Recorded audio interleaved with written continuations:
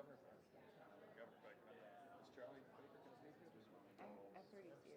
You did? Okay. I would be shocked if he wasn't, because you're a I politician. kind of He's think gonna that figure he's that out. going to do most of the state of college sports. When does that happen? This After afternoon? this, yeah. Right after this? No, maybe an hour or two later. I think it's 4:30 today. Okay. Where's that at? I know I missed that I on don't the have agenda. my app. Yeah. It's got to be the main hall, right? I think so. Yeah, I think that's typically a very big production. Yeah. There. So, Livingston is going to give the introductory comments. And I guess Mark's going to talk about the past year and different things. There'll be kind of a three-person discussion. Okay. But yeah, he met with SAC, 3 attendants of SAC yesterday. I think he's trying to make the rounds to all the governance bodies. You don't want to come and listen to this? You may pop in. Who knows, right? You'll know. My when you walk personal in, goal but, is to make sure this is top on his top priority. He is a big man. When our men's basketball team won the national title in 2017, he was governor. Has been for a while. We got a chance to meet him. I was really surprised how big he is. He is a big man. 6'7". Yeah.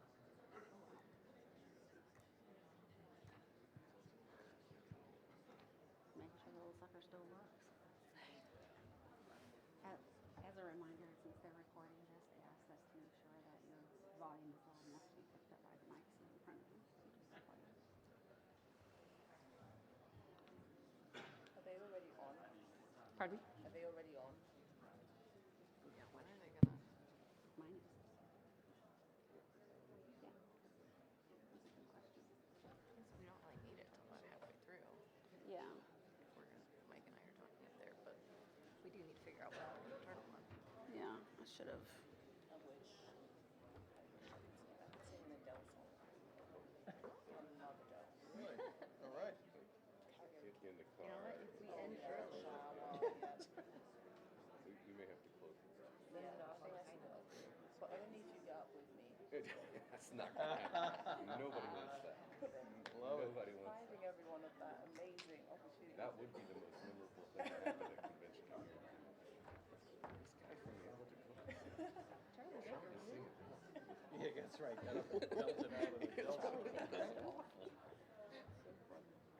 Oh, there we go. State of College Sports. Ballroom level. It doesn't say 4 o'clock. a specific ballroom? It says Stars of the Oh, the Night. Stars of the Night. Okay. So it's kind of like back around the corner. You guys about ready? It's on the other side, right? Yes. That's right. Let's wait for Daniel to give me the heads up on the mics.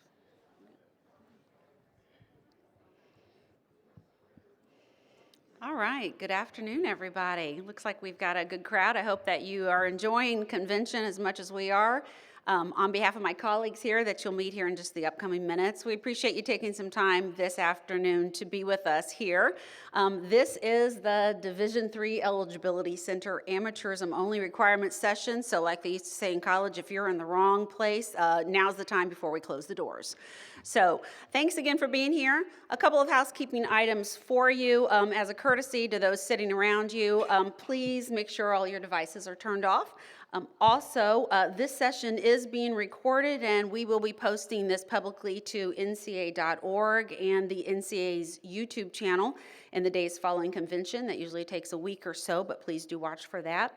And as a note for you, as time allots towards the end, you'll notice the microphones that are set up. We will have time for a live Q&A, so please note your questions as we move through the presentation, and we will take your questions at the end and answer as many of those as we can as time allots. So thanks again for being here with us. We're going to go ahead. We've got a full agenda here for you this afternoon. We're going to take, first off, a look back at how we got here. Why is the Eligibility Center here? To talk to you about the amateurism only requirement for international recruits. And then we're going to do a little bit of looking at how you will handle that as far as our membership portal is concerned, how you track and interact with those recruits that you have. And then, of course, we're going to do a little talking. I'm a Southerner and I like to talk, so I like to hear from you. I'm looking forward to your questions, so again, be ready for those. And our panel will have a discussion also about their experience, including the student-athlete experience and the membership perspective. So we'll wrap up at the end and talk a little bit about additional educational opportunities that the Eligibility Center has hosted already if you haven't participated in those. And just as a survey, how many of you have sat in on one of the educational sessions the EC already has? All right. We love seeing that. Terrific. Well, we've got more upcoming for you, and we want to make you aware of how to get access to the ones we've already posted if you didn't have an opportunity to do that, and what we have in the future. So we'll get right to that. First up, we're going to have Mike Massa, who's our Managing Director of External Affairs, and he's my boss, so y'all be real good to him for me if you would. He's going to do a little looking back and looking ahead, and with that, Mike, I'll turn it over to you. Yeah, thanks, Nora, and thanks to all of you again for making time in your busy convention schedules to be with us, and also for recognizing the best way to stave off the post-lunch sleepies is by attending an initial eligibility session, of course, right? Anybody in the back starts snoring, just somebody give them an elbow and we'll be good to go. My name is Mike Massa, and I head up the external affairs operations for the Eligibility Center, which includes our education and outreach function, our customer service operation, and our amateurism and academic review team. My task today is really to set the stage. We'll give you the 10,000-foot view of where we are in the operation and make room for these folks who will dive into a little bit more of the detail of how we're going to bring this to life from a process standpoint and on campus. So with that, let me get started. So the Eligibility Center is within Regulatory Affairs in the national office with our academic and membership affairs and enforcement colleagues. The EC focuses almost exclusively in the pre-enrollment space. We certify the academic and amateurism credentials for all of Division I and Division II incoming student athletes. And with the passage of the legislation at last year's convention in Indianapolis, amateurism requirements for incoming Division III student athletes, all internationals, will be certified by the Eligibility Center as well. So that's the process we're here to talk about today. Our charge is really to educate all student athletes out there in the high school space about what the requirements are to compete in the NCAA. And so we take our charge as the front porch of the association very seriously, and we believe that's a great way for us to make a positive first impression across the entire association. With Division III now coming into the fold, we take that charge even more seriously.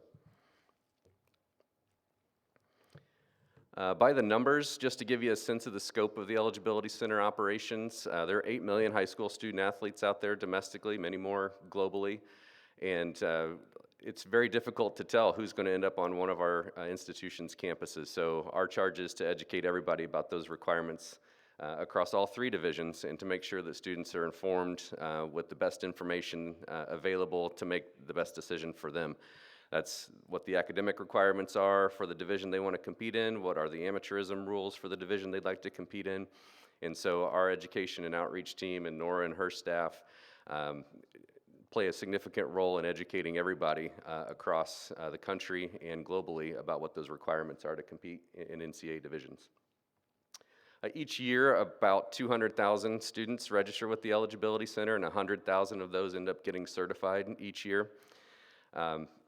Those students attend roughly 30,000 different high schools domestically, so our high school review staff has a big charge.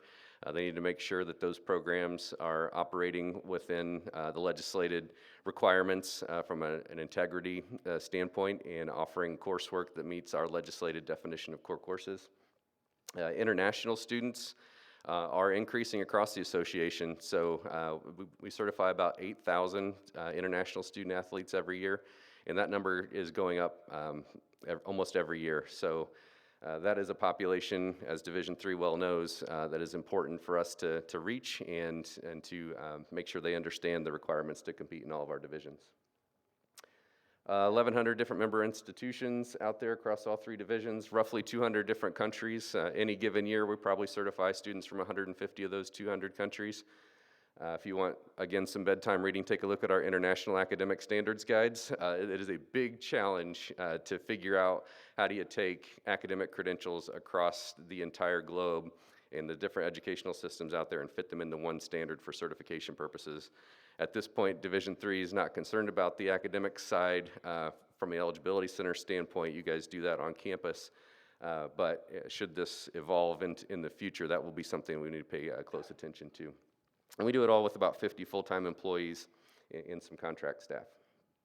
Here's how we are organized internally. Myself, I mentioned the 3 different units that I oversee, and then my counterpart is Gary DeCastro on the internal operations side. So Gary oversees the team that actually does the certifications, our high school review staff, and our operation and analytics team. Where are we today in terms of Division III? If you have not yet, or someone on your campus has not yet set up your Eligibility Center account, I'll pause here for just a second and let you scan that QR code that will guide you step by step through how to set up your institution's account with the Eligibility Center. We've had about 400 institutions set up their accounts already, and roughly about 100 have added one contact. The contact list is important because that gives us an easy way from a customer service standpoint to verify who the individual is on our campus, or on our phone line interfacing with us. So if you get a chance, please make sure you add contacts to the list to make that verification process easier so we know who we're talking to. The IRL component there at the bottom is going to be an increasingly critical one. IRL is short for Institutional Request List, and that is the process by which you're going to tell us which students need to be prioritized out of that 200,000 that register in the system. We need to know which ones to focus our time and energy on. Your way of doing that, just like it is for Division I and II, is to use that Institutional Request List. That lets us know that you're interested in bringing a student onto your campus, or they may already be there and they need to be certified to compete. So that is the real function in the Eligibility Center portal, is managing that institutional request list, seeing what the status is for your students that are moving through the process. Everybody had a chance to scan that? Did I talk long enough? Good. And where we're headed, based on our research staff's estimations, we think there will be about 700 international student athletes come through the system this year.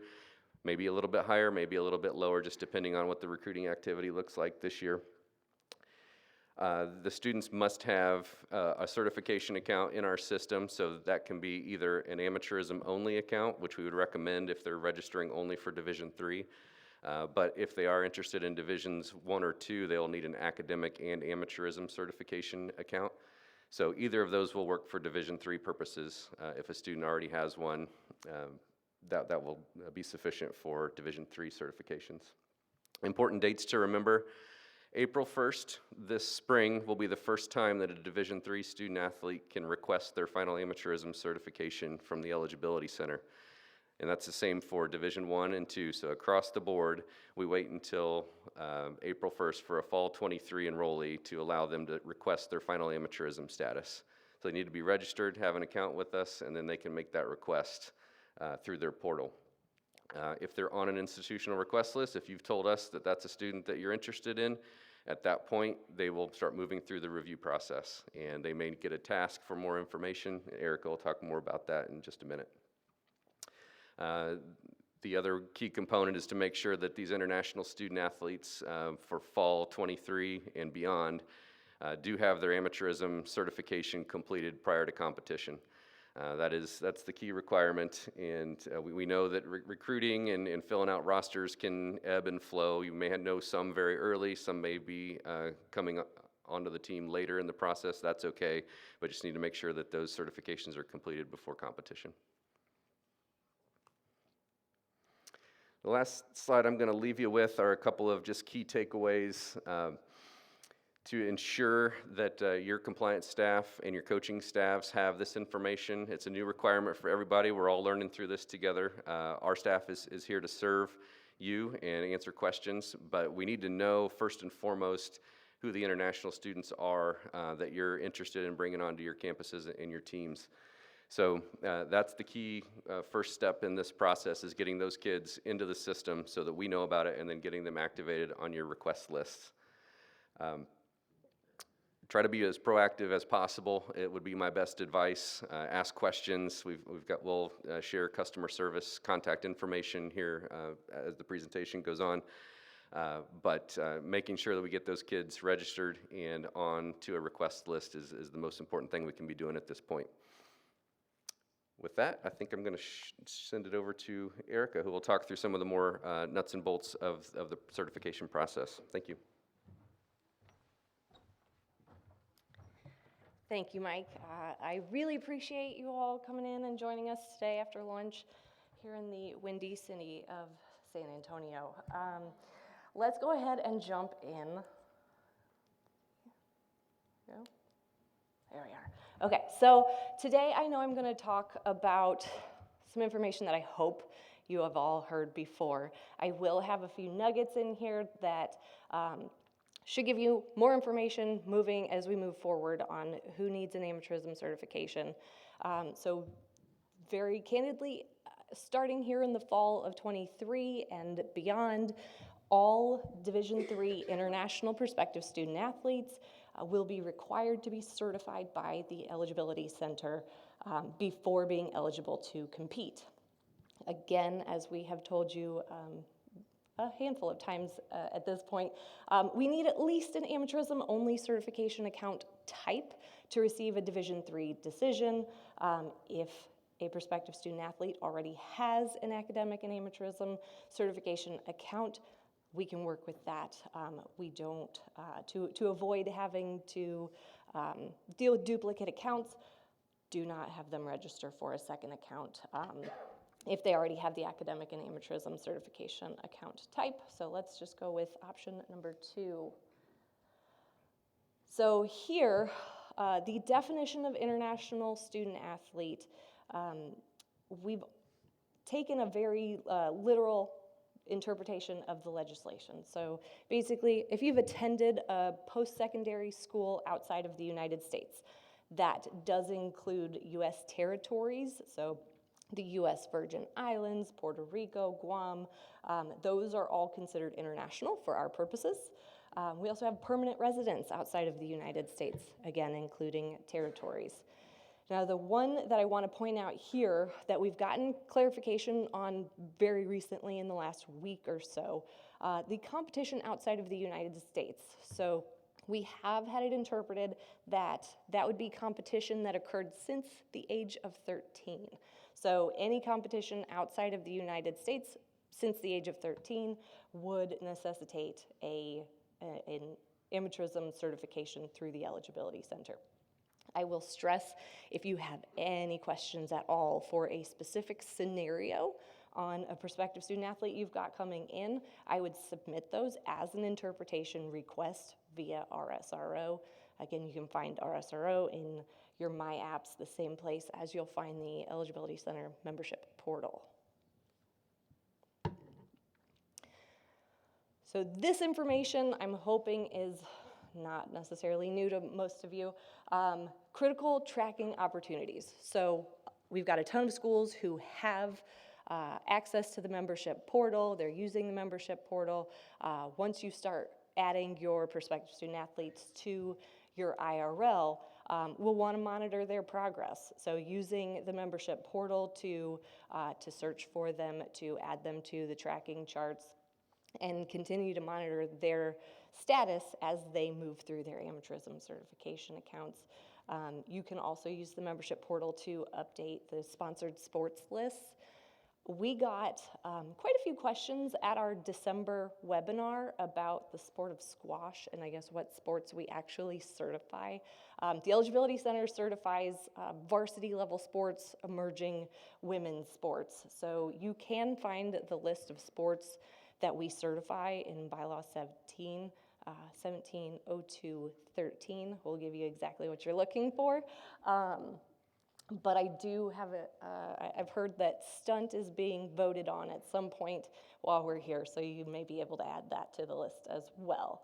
And then again, the membership portal is a place to find any of the resources and information that you're looking for. It is a wonderful place to start.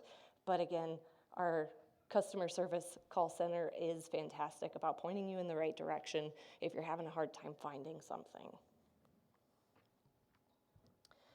And the key takeaway I want to point out on this page right here is that at a minimum, your recruits will have to have an amateurism-only certification account type fully registered and ready to go before you'll be able to find them in the membership portal. So they either have to pay for their certification account or get the fee waiver approved, and at that point, you would be able to find them and begin tracking them.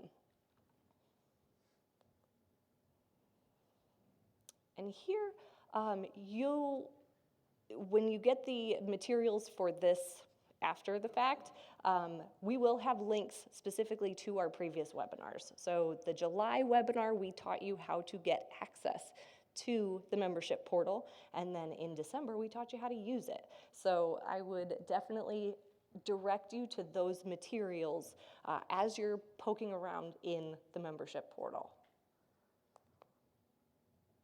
And at this point, I'm going to hand it back to Nora. All right, thank you, Erica and Mike.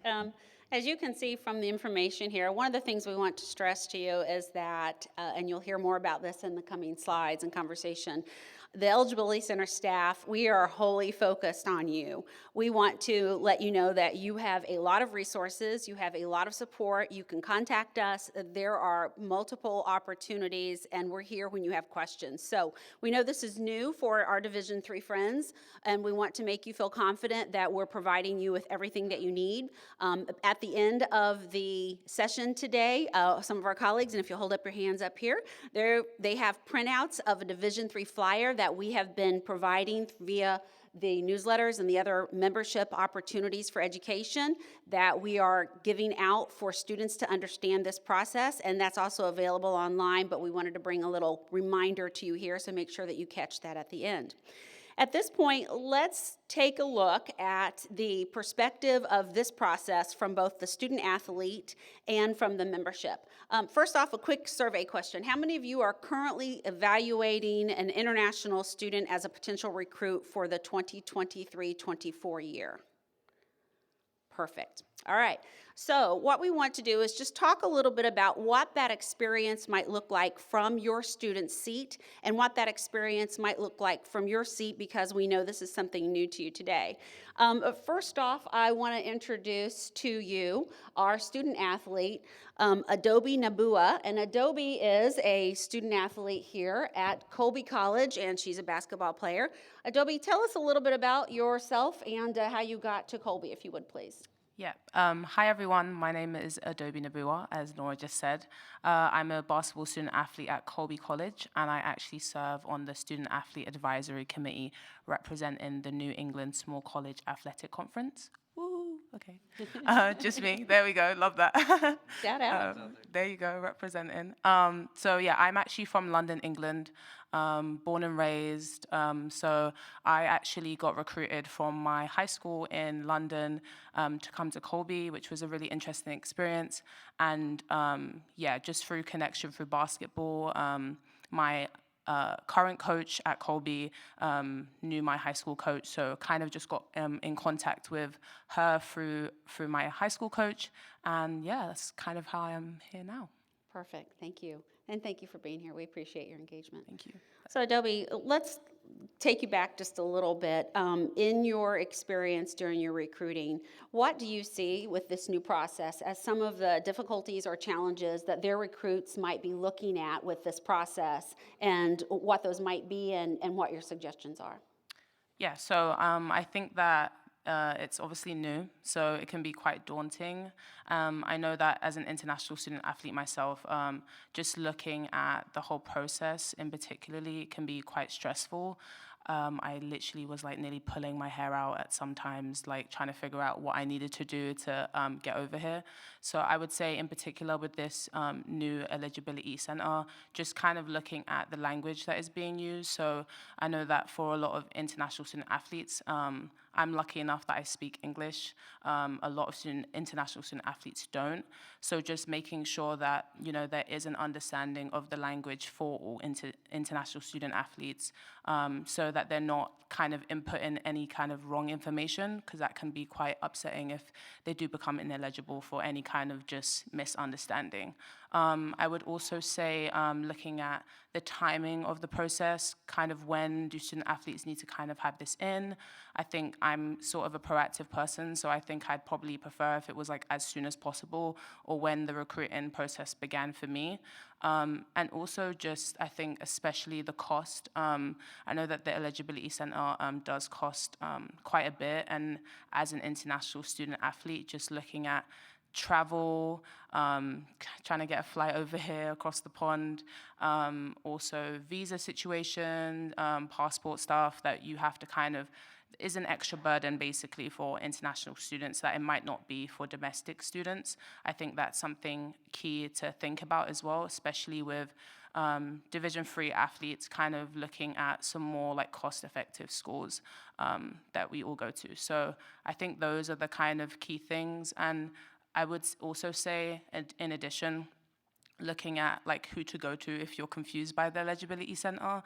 So I think a lot of high schools, like especially my secondary school, it was kind of hard to know who to call, who to message about anything to do with the Eligibility Center. So having someone either at your the current Division III schools that like know about the Eligibility Center. So if we're ever confused, we can just say, hey, like, can you explain what this means for me? What can I put here, just to ensure that like student athletes are kind of feeling less stressed about the whole process.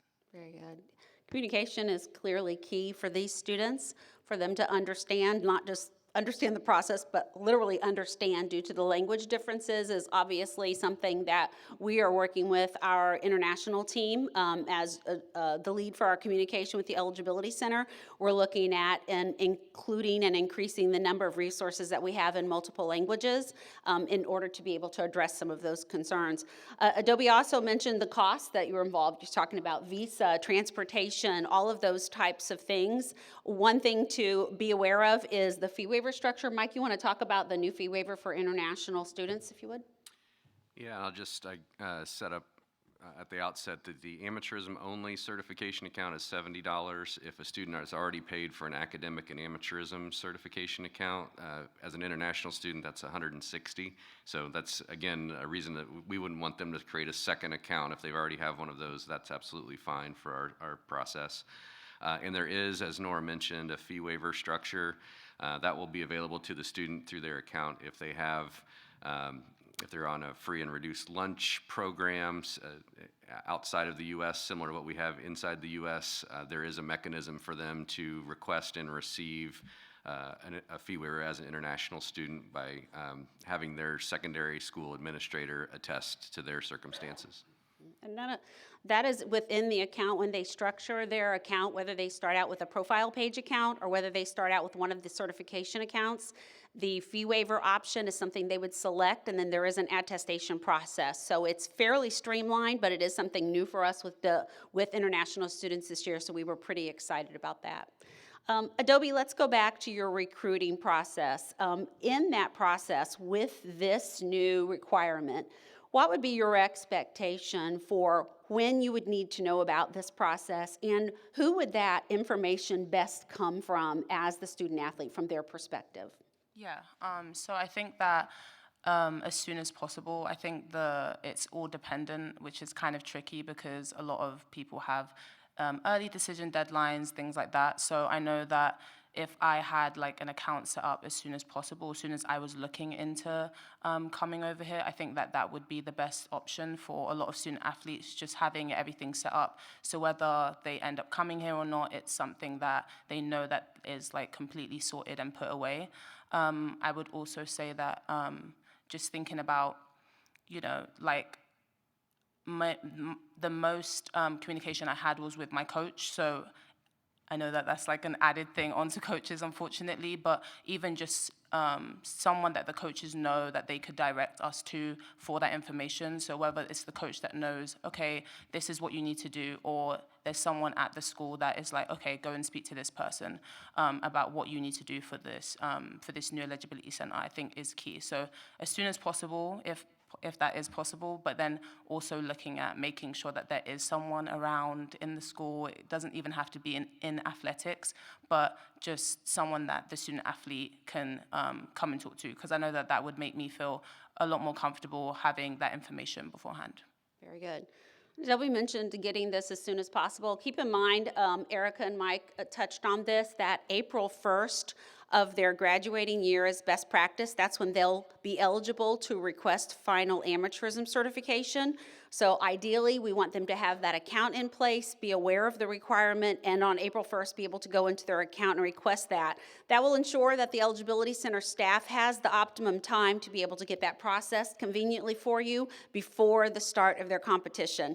The worst nightmare scenario you can be on is your student is getting ready to step on that bus for competition, and someone says, wait a second, this international student doesn't have their amateurism certification from the Eligibility Center, and then our phones are ringing on Friday night at 7 o'clock, and believe me, it has happened many a time. So we want to help you prevent that, and thank you for being here and learning what this might be so you can prevent those kinds of circumstances, because they don't always work out the way we would want them to for the student or for you, and we're trying really hard to educate in order to avoid those.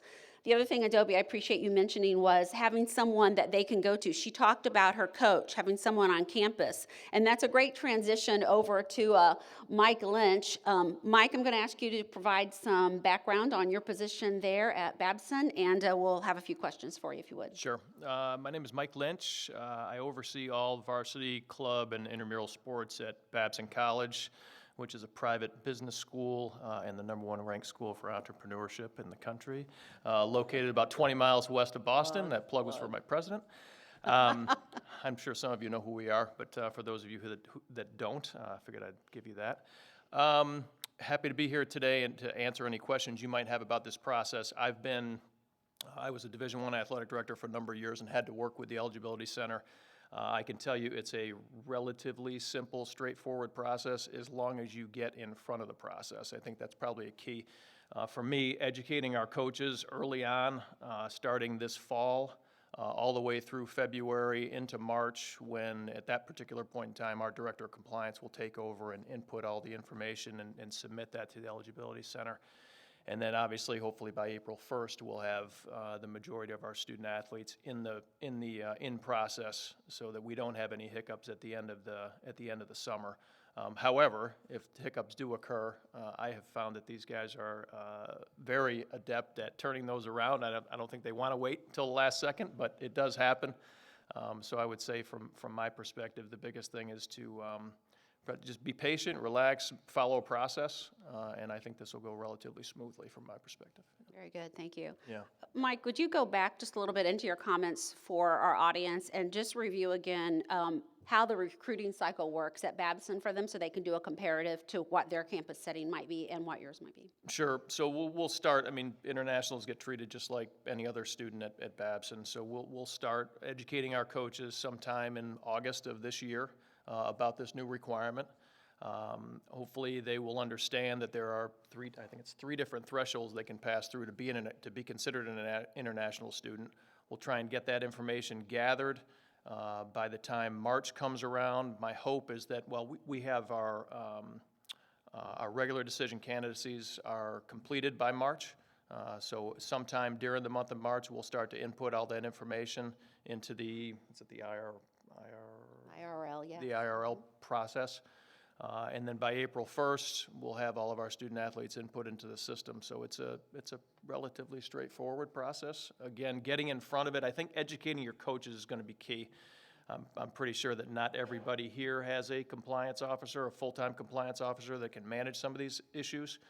If you're one of those schools that doesn't have access to a full-time compliance officer, your coaches are going to play a key role in this, because they're going to be the ones really working with you to identify who those international students are and getting them into the system as quickly as possible and helping them to understand how important it is for them to register and all of that. Very good. 2 points from Mike's comments. One is you don't need to wait until March 15th to put them on your IRL. You can add students and remove them. It's a very quick process, and you saw Erica go over the membership portal. All of that is within and via the portal. It's a very easy process. The IRL, remember, it notifies the Eligibility Center that this is a student that you are tracking on. This is a recruit that you are tracking on, and that means that you have the expectation that that student is going to need to have an amateurism certification completed before the start of competition. So that IRL is key within our system. You can add them at any time. As Mike said, they kind of have a March timeframe. We do have people very early, even prior to the start of that student's graduating year, that will add them to an IRL for a candidate that they're very serious about. So keep that in mind. You can always go in and remove them if your interest moves elsewhere. No harm, no foul there, and it gives you the opportunity to evaluate and move on to other candidates and other recruits if that's something that you need to do. Secondly, Mike, you mentioned that your coaching staff needs to be educated. So please keep that in mind as we provide educational opportunities such as this one that you're in here and all the webinars that we have, both online and coming up. Those are designed not by title for Division III. Those are designed by responsibility. We know that you wear a lot of hats, and we are very grateful for the tenacity that you have and the commitment you have to Division III students. And so we structure our communications in order to ensure that you understand the step-by-step that you need to go through to make it pretty quick and efficient. As Mike said, we're a team of 50. We like to consider ourselves small but mighty at the Eligibility Center, and we like to move through things very efficiently and expect that you would want the same thing. So keep that in mind for your coaches, as Mike deferred to. Mike, if you would. Yes, sir. Make one point on Yeah. that. Mr. Massa. We've heard a number of folks find value in leveraging their international admissions colleagues. I know in Divisions 1 and 2, I think that's probably something that could be valuable in Division 3 if your admissions folks are specifically focusing on international populations to make sure that they include some of this information about kids that may be interested in competing in athletics when they come over. So just another thought of how we might reach the kids that might be coming to your campus this fall. Thank you. Mike Lynch, let's circle back just a little bit to your prior experience with the Eligibility Center. Can you give some advice to our colleagues setting out who have never seen our faces before, haven't worked with us before, haven't had that experience, about how that experience was for you? And you mentioned getting ahead of the process, but any other words of wisdom for them as they move into working and integrating with the Eligibility Center? I just think the main thing is not to panic. They're really good at what they do. We didn't run into many situations previously with dozens of international students passing through the places that I was at previously. So this is, again, I think getting in front of the process and educating your coaches are two key points, two really important things that you'll need to do going forward from here. But if there are questions that come up, I think asking the Eligibility Center those questions is going to be a key, or asking colleagues who have already done it is going to be something that'll be helpful as well. I mean, our Associate Athletic Director for Compliance would be happy to answer any questions. We've been through this a number of years, and again, I think it's pretty straightforward. Appreciate that. We try to make it straightforward. How's that?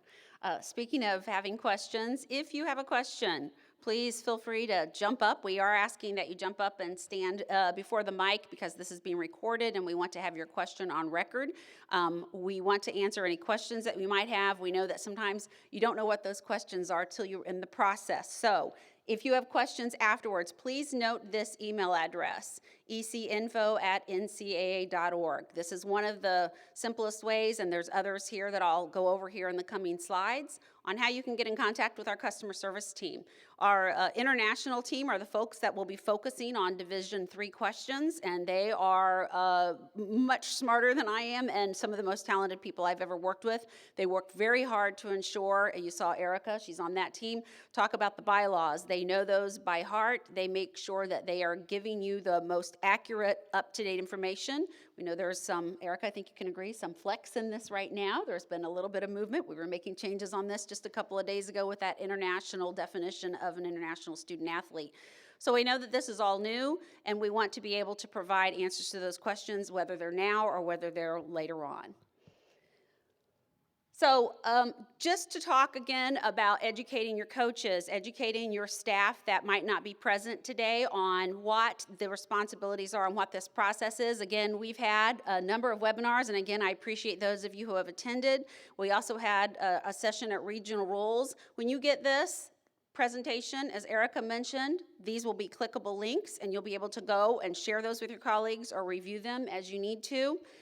We also have a lot of newsletters. We have a lot of information that we send to you, not to inundate you, but to make sure that you feel comfortable and supported. Again, this slide isn't to inundate you or anything like that. It's just to show you that there are a lot of resources. Our best avenue to get information to you is through our newsletter. If you are not signed up for our Division III newsletter, we would really encourage you to do so. We know you got that phone in hand, get it out. Do this QR code. If you have colleagues who are not receiving that, send that to them and have them sign up.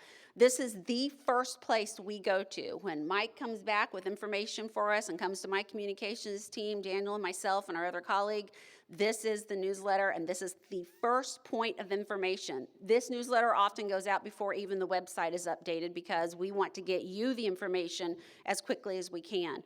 This is the same sign-up list that we do to send out bulletins whenever something hot off the press happens, and y'all know that that does with the NCAA. We send it out to this list. So if you want the most up-to-date information for Division III, this is where you want to sign up to, so we really encourage you to do that. A couple of other ways to get in contact with us. I'm going to leave this up on the screen, and I'll talk about it here in a minute. But again, if you have questions, feel free to raise your hand, step up to the mic. They are here today. But our customer service team is always aware that there are nuances with every case, and I could get Mike or Erica up here, or even either the Mikes or Erica up here, and they could all give you examples of cases that have very unique circumstances, students that come in with unique circumstances that nobody could have predicted. The Eligibility Center has been in place for 15 years, and we every year think we've seen it all, and then Mike, right, something happens and it's brand new. So do expect the unexpected is probably one of the best pieces of advice that I think our team can give you, and your next step with that is when that unexpected happens, that number at the top, that support line, 877-544-2950, that's the best thing you can do is pick up that horn and give us a call. On that, the easiest way to get to the people who will know Division III is to select international, and I believe that's number 2 on the line, I believe. And that will go directly to Erica and her team and the international folks who are specifically trained to support Division III. So don't feel that you have to be out there winging it and giving it the good college try for 3 or 4 days on your own. This number has been specifically designed to direct you to our staff who can give you the support that you need. You can additionally reach us. Again, you'll see that email at the bottom, the ecinfo@nca.org. But also when you're in the membership portal, if you happen to have a question and it's not something you need to have a priority on or give us a call on at that moment, there is the Contact Us section, and this email goes direct to our staff also. We have a 24 to 48-hour turnaround on emails typically. In the high season in the summer, that may drag on just a bit, just depending on how that happens. And the high season for us is June 1st to September 1st, more or less, kind of, right? That can waver. Memorial Day to Labor Day. Yeah, that can waver. So we have no summer vacations.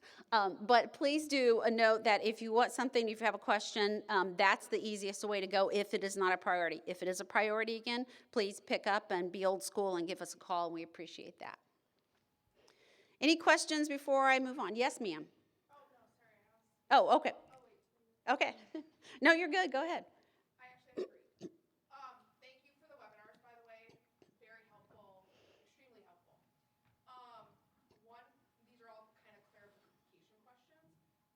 First and foremost, the April 1 certification timeline, is that the timeline for all student athletes matriculating in fall 23, or is that for just fall sport student athletes matriculating Erica, you want to?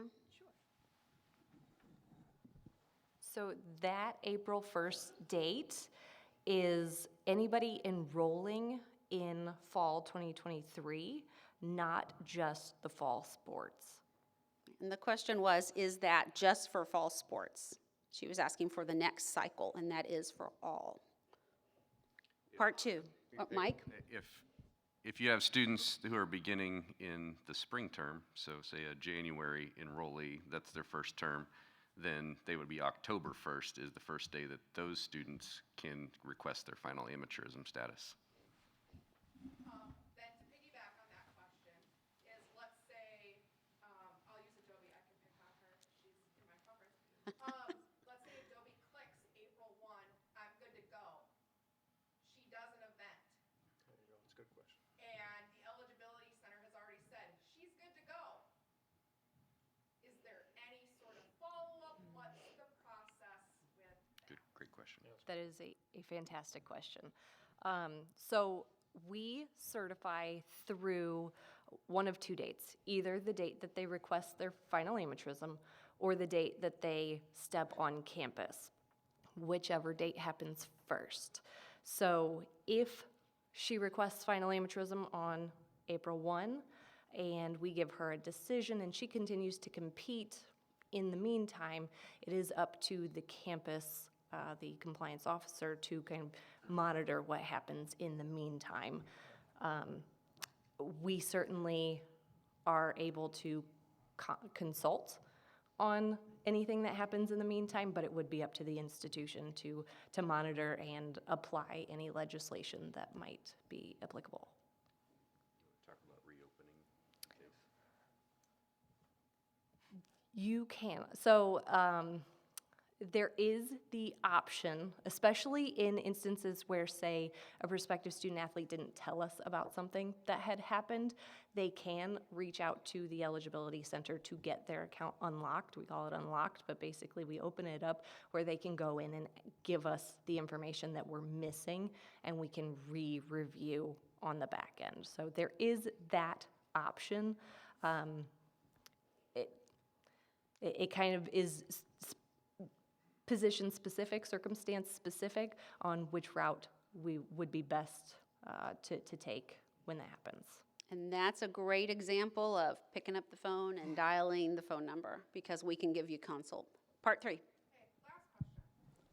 The definition of international student athlete, one of the elements I didn't see on the presentation, want to make sure it's still applicable, is a D1 transfer student who would be defined as an international student competing in Division III for the first time. They do need to go through the certification process, correct? And Mike, you want to repeat that question so the rest of the audience could hear that?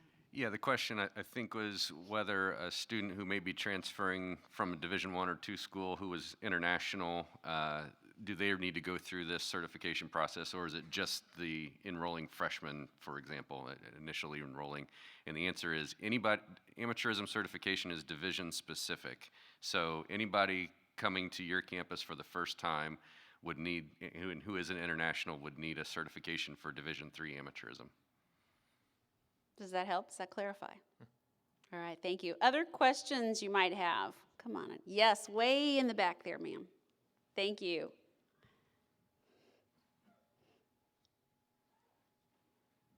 Amy Hackett, University of Puget Sound. Are students coming from having lived on a U.S. military base in another country considered international students?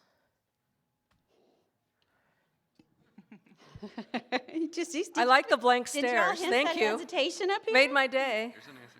Again, I'm going to defer back to things are really shifting in this a little bit. There you go. They are shifting, you're right, but I believe that prospective student athlete would be caught under two separate prongs here, potentially three, since they are outside of the United States. The high school being located outside of the United States would count. The permanent residents potentially could be caught, and then also potentially if they joined a team or were playing while living on a DoD base. So I want to say the answer is yes, that prospective student athlete is going to meet the definition of an international prospective student athlete. I would say if there are any extenuating circumstances, I would submit the interpretation through our SRO. But on its face, I believe 1, 2, or 3 of those prongs are going to be met. So if they live on base, and in Division III, we may have a lot of walk-ons, so we don't know, they may not have ever played a particular sport, they still would have to be considered international, is your belief. That is correct. Thank you. So this is a primary example why you need to have the international newsletter, why you need to have, the Division III newsletter. As this gets more refined, as we get more information and we get more understanding about answers to those types of questions, that is the content that goes into that newsletter. That's why we ask you to sign up, to share it with your colleagues. This is the best way we can get that information to you. Yes, ma'am. Hi, I'm Shannon from Principia College, and you were hinting that admissions counselors should be aware that students from international may at one time want to play on a sport, like that woman just said. So should we have them, encourage them to fill up that first section which was prepare, what was the very number 1? The profile page, the free account. So everyone should prepare a profile page, is that free? And that's free. And then is it an easy switch to do the other, so that if we're thinking that that would be a good way to have all my athletes, tennis athletes, do that first, and then we see how they go, and then they could flip it in, or is that like too much paperwork for you guys? No, those profile accounts are free. Anybody can create them. We encourage, Nora and her team will be out at a football event, for example, with 8th graders, and we're encouraging 8th graders to get in there. That gives us a mechanism of communicating with those folks. Sometimes we send out newsletters for student athletes, and we pull from that database. So that gives us an opportunity to communicate and connect with them. There is a button in their account that will allow them to transition, and then they have to select which kind of account they want to move to. They would complete any additional information requirements and then pay the fee at that point. So it's a pretty straightforward process to move from point A to point B or C. Because we're a small college, Division III, and we might have walk-ons. Yeah. So we should be preparing those that have lots of friends on sports to just fill that out, so then it's an easy process to transfer them in. Yeah, I'd say anybody who may be interested, there's no harm in creating those profile pages. And then it's hit the button and they can pay it, and then how long does it take, or is that immediate? The amateur one is immediate, how long does that take to be processed? Well, to create the new account would be immediate, but then the certification, they would get back into this other process where they would have to fill out the questionnaire and request their final amateurism certification. If we can make a decision on what they've included, then we will. If we need more information or something they told us begs more questions, then we have to send a task for more information. And those are the cases that can cause delays. If you on campus don't know about something and they haven't requested their final amateurism certification, so it hasn't been touched by a reviewer on our staff, and then there's something we need to follow up on, that's where we can get into a delay that may impact competition, say, in the fall. So we could have our students, like I have someone coming in January, they could hit the button and say, give me my report. They don't have to wait till April, and you can do it immediately on your acceptance? So the question is about a prospective student athlete coming in January. So They're not coming in, let's say they've been accepted to my school in January, and they're all set. They can hit that April for the certification right then, or do you wait till April 1st? you would wait, yes, all fall enrollees will wait until April 1st. So best practice for any student that you may be interested in is have them do the free profile page. We have students as young as 6th grade, and for Division I and II that has to do an academic certification, that's because their GPA starts in 9th grade. There's no harm, no foul. If they wind up not coming to your school with that free profile page, they'll still get information about best practices and study habits and health and nutrition and those types of things. So it's still a good thing for them. There is a link in this when you get this. One of the other slides has a link to the document that shows you how to transition that profile page account, that free account, to one of the other certification accounts. It's a very quick process, and it's a very step-by-step. I think it's 5 steps for the student to take that, so that you'll be able to see that and understand how quick that is. But best practice is get them in, have them create a profile page account, then when you're ready to recruit them, tell them they need a certification account, and you can go from there. Does that help? Okay. All right, we've got time for one more question. Anyone else? Yes, sir. Just another interesting thing. We have some study abroad agreements with institutions in Germany, in England. Sometimes that's for a semester, and sometimes that's for the entire year. If they were interested in participating in athletics, would they have to do this process? And would you repeat the question, please, panelists? Okay, so the question is about a study abroad program, and I actually have a question for you. Are they athletes, let's just throw out Germany, they're German athletes studying abroad for a year and may compete on campus? The potential is there that, yes, they Okay. would be coming from their university to our university, and we've had some of our kids go do that at their universities. Will they have to complete this process? Yes, that is an example of an international student athlete. First-time enrollee. First-time enrollee coming in at least, fall 23 or later. All right. I will say, as we move forward this year, we're all going to learn a lot together, just I guess by way of closing. And some of these circumstances and unique scenarios are going to come up. I'd recommend emailing or calling in to the customer service team to walk through the scenario. And then if it's something we haven't seen or encountered before, we're going to submit an interpretive request to our AMA colleagues who works closely with the Division III legislative team to help us clarify all these things that we bubble up this year going our first time through. Yep. We know, as Mike said, you're going to have questions. That's why we've left the screen up for so long. We do encourage you to reach out, get to know us. We look forward to getting to know you, working with you, and supporting you. Again, we appreciate you taking the time on behalf of Erica, Mike, and Adobe. We really appreciate you. Again, my name's Nora Lochelle, and on behalf of our entire Eligibility Center team, we are just excited to be working with our Division III colleagues. A few reminders, please join the conversation on social media using the hashtag NCAA Convention, and follow inside the NCAA Twitter account for updates on convention if you're not already doing that.